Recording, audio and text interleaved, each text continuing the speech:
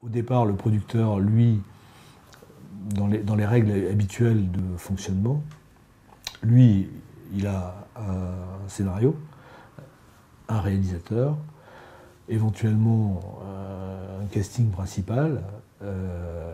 Il a réussi à trouver une chaîne hertzienne, une chaîne câblée et un distributeur.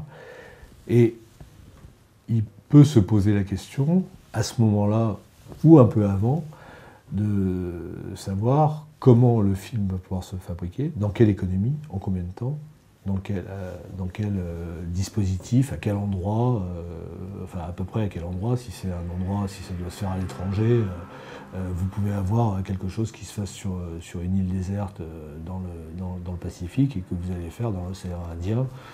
Donc avoir quelqu'un qui va pouvoir faire un plan de travail, ou le faire lui-même, ce qu'on peut appeler un plan de masse, pour savoir en combien de jours les choses peuvent se faire, quels sont les comédiens dont on a besoin, quels sont les rôles, situer les rôles, le nombre de cachets par rôle, pour pouvoir commencer à planifier un petit peu les choses.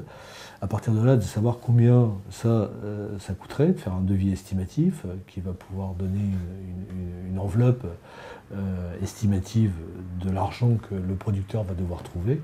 Et donc dès le départ, on est appelé pour faire ce devis. Donc c'est un producteur qui vous appelle, c'est pas vous qui l'appelez, c'est lui qui vous appelle pour vous dire ben voilà, il me faudra un devis, donc on vous engage tout de suite pour faire ce travail, quoi.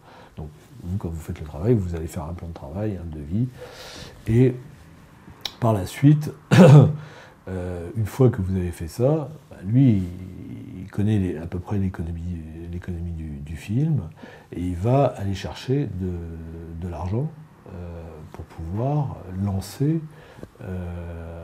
donner une green light et dire, ben voilà, on peut démarrer le film. Alors il peut se passer 1 mois, 2 mois, 3 mois, 6 mois, 1 an, ou jamais, que ça se fasse jamais.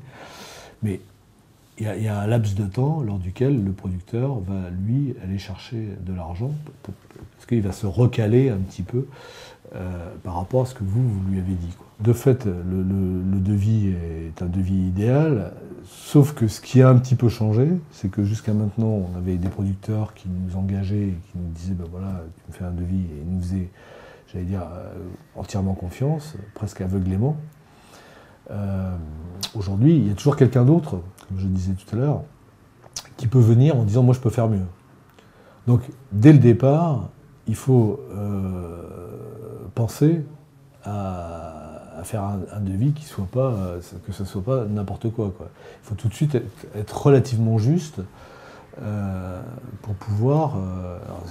même avant, il eût fallu être relativement juste, sauf qu'on ne l'a peut-être pas toujours été, en tous les cas me concernant.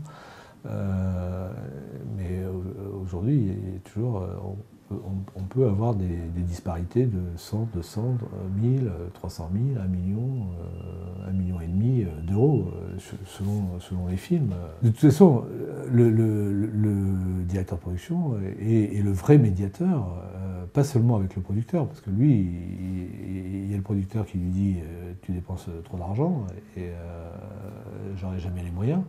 Donc lui, il veut toujours faire une économie et dégager une marge.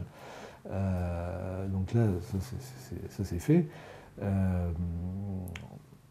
Sauf quelques exceptions, ça arrive par chance. Mais sinon, vis-à-vis de tout le reste de l'équipe, à un moment donné, le directeur de production doit être le médiateur, parce que chacun sait ce qu'il a à faire. Et ça peut être le directeur de production, peut être la tête de turc assez rapidement de l'ensemble des équipes artistiques et techniques, pas que des techniciens. Hein. Mais il doit faire en sorte, en tous les cas, d'exercer son métier le plus honnêtement possible et sainement possible, en apportant des solutions. Parce que lui, c'est d'apporter des solutions si on lui en demande. Il ne doit pas sans arrêt se mêler de tout. Mais dès lors où il y a un problème, il doit le manifester, mais pas seulement dire « non, je ne peux pas faire ça ». C'est « non, mais je peux vous proposer telle autre solution ». Alors ça, bon, c'est dans un monde idéal, hein.